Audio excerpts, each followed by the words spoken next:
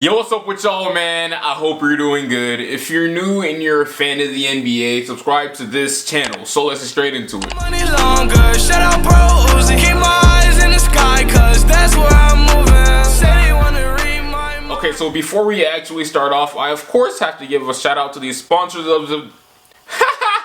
What the hell did I just say?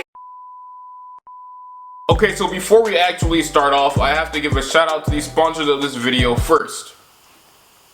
Me. I recently just came out with brand new, sleek, simple designed hoodies because it's that time of the year again. It's getting cold as hell outside. And I've had this whole idea locked up in the vault for a while now because I wanted to make sure that this thing came out just right for us. So yeah, these finally came out, and I don't know about you, but I am in love with this thing right here. And if you're also in love with me too, my bad, oh my god. If you're in love with this hoodie design too, you can go ahead and cop one right now. I'll leave links in the description, in the comments, and somewhere around the video too. So if you plan on copying one, I just want to say thank you in advance for supporting me. And even if you don't plan on copying one yourself, I just want to say thank you still for even being here right now. Anyways, man, let's for real get straight into the video.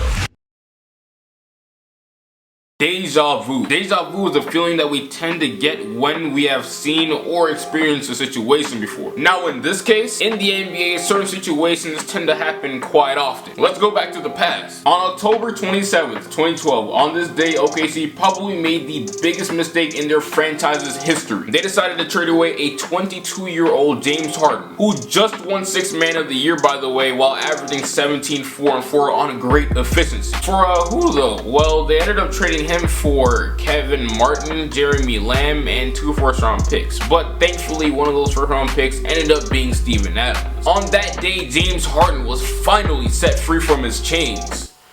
Bro, what the hell? My bad, I made it sound like he was a slave or something like that. But he was set free and was able to become the main focus on his team. Russell Westbrook, Kevin Durant, and Coach Scott Brooks could no longer hold him back and limit his playing time, touches, and opportunity as a whole. The other day, Jamal Crawford tweeted out this: "Situations are almost everything in the NBA." And he is absolutely right. Situation and opportunity is by far the biggest variable for any up-and-coming young player. And screw it, not even player, person on this earth. If Scott Brooks actually ended up giving James Harden a chance and started him alongside KD, Russ, and Ibaka, then that means 9 times out of 10 OKC probably doesn't trade away James Harden. While Harden was in OKC, out of the 220 games that he played, he was only allowed to just start 7. Just start 7 games. Now, even if he did end up starting consistently for OKC, I highly doubt he would be who he is today because he wouldn't have as much freedom. Since Russ and KD back then were so ball dominant, they were the 1-2 punch, while Harden was over there as the side piece. He was the third option. Just a couple of years ago, Zach LaVine was placed in a strikingly similar situation. Karl Anthony Towns and Andrew Wiggins were seen as the future and the 2 best players without a doubt for Minnesota. And Zach LaVine, on the other hand, was just in their shadows, chilling. But just like James Harden, everyone knew that Zach LaVine was really talented and a special young player. But the situation wasn't just right.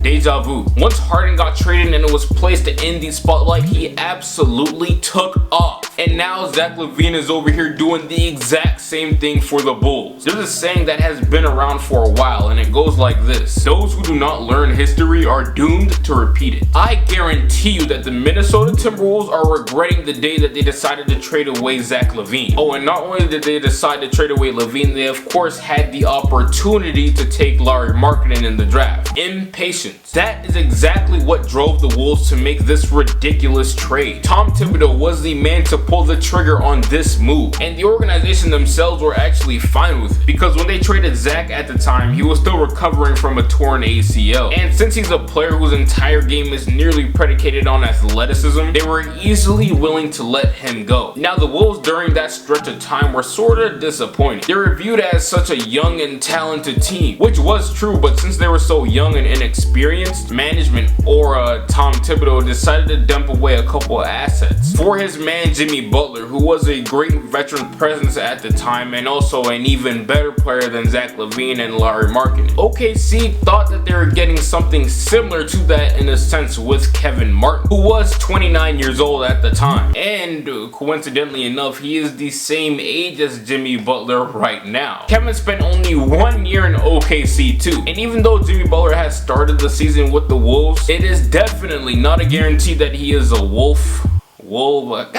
T-Wolf by the end of the year. Interesting, OKC and the Wolves both traded for veteran players who were towards the peak of their prime, so they could go ahead and speed up the process. But in reality, they both ended up completely screwing themselves over. It ain't even a question that James Harden is by far better than Jeremy Lamb, Steven Adams, and Kevin Martin. And for the Wolves case, I wholeheartedly believe that man Zach LaVine will be better than Jimmy Butler in about 2 or 3 years. In my eyes, Zach LaVine is a surefire all-star and is a lock for most improved player of the year. I've been saying this for a while now, before the season even started. He still has flaws though, alright? I don't want to make it seem like he's a god or anything like that. Zach still has to work on evening out his game. Right now, he's averaging more turnovers than assists. His passing ability is obviously still lacking and his defense is almost non-existent. But because of how dynamic and explosive he is on the court, that offsets all of his bad. 1, 2, 3, 4 years from now, just like how the Oklahoma City Thunder and Houston Rockets storyline has played out, I can see the Bulls being led by Zach LaVine, and he most likely could push the Bulls towards the top of the league one day, while having a strong supporting cast by his side consisting of Wendell Carter Jr., Larry Markkinen, and Chris Dunn. But for the Minnesota Timberwolves, yikes! They'll most likely be struggling to become a top team in the league one day. Here's another interesting point that I have to make. So as of recent, a lot of people have came to a conclusion that James Harden is a better player than Russell Westbrook, the guy who OKC originally believed to be the guard for their future. Now honestly, you guys can debate in the comments and all that, but it's damn near a toss-up to me. If you believe Harden is better than Russ, cool, but if you believe Russ is better than Harden, that's also cool. I understand both perspectives. It's really close between the two. And if we take a look at Zach LaVine's case, Wiggins at the time was viewed as the superior prospect. But with the way things have been playing out so far this year, Zach is better than Wiggins right now, and ain't no debate, and it looks like he will for sure be better than him going into the future. Actually, now that I think about it, let me slow my roll. Zach and Wiggins are damn good scorers. Wiggins may be a tad more versatile of a scorer than him, but for damn sure Zach LaVine is more efficient. But outside of that, both of these dudes lack an overall well-rounded game. So maybe I do take that back for now, at least, about LaVine being better than Wiggins going into the future. Maybe things get a little bit closer between the two, and maybe it's just the amount of opportunity one is receiving that separates them. I guess that is the truth, but just for me personally, I'm taking Zach LaVine easily any day, all day over Wiggins. Anyways, I'm getting off topic here. Let's get back to the main focus. Harden's storyline is extremely identical to LaVine's. Harden is nearly done with his because he has about 5 to 6 years left until he's completely out of his prime. Zach though has another 10 years to complete his story. As the star, as the guy on the Bulls, just how good can he be? How far can he lead the Bulls once they are fully healthy? How much can he improve his overall game and become at least respectable on defense?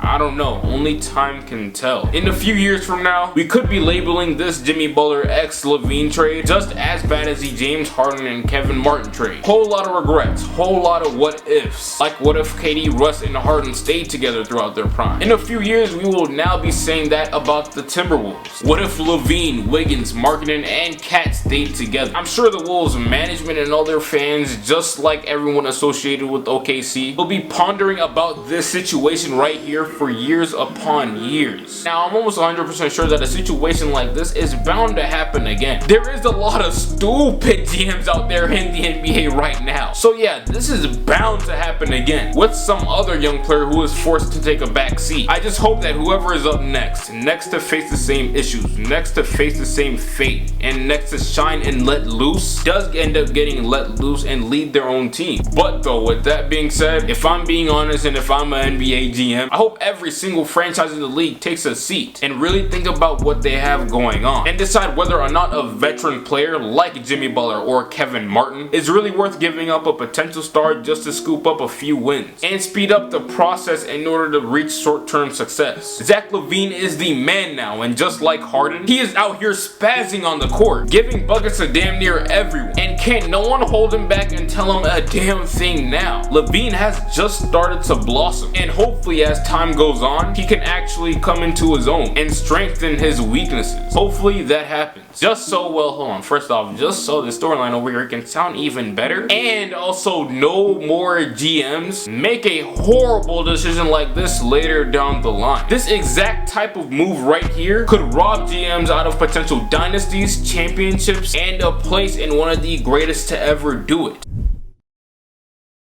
Anyways, this is the end of the video, man. Once Zach got injured and seeing him getting shipped off to Chicago, having to go through rehab to get his full body back. Okay, the camera just died, but I think I was just getting towards the end of the video. Like I was saying though, I think seeing Zach getting all the opportunity to display his skills and leaving the shadows of Karl-Anthony Towns and Wiggins gave me Harden-ish vibes and led me to feel deja vu. And he's killing right now, and I gotta make this video. Anyways, goddamn, I need to end this thing already. This is the end of the video, for real this time. Before you leave, make sure you like, comment, subscribe, and also share this video to all your other NBA fan friends. And also make sure you check this out. I'll leave links in the description, in the comments, and somewhere around this video too. So with that being said, I really do appreciate you for spending your precious time watching this masterpiece, and I'll get right with you. No way, remember back when I couldn't get a play, no home, I ain't have a place to stay, I got to work, made the shirt, free the way, told my girl who'd ever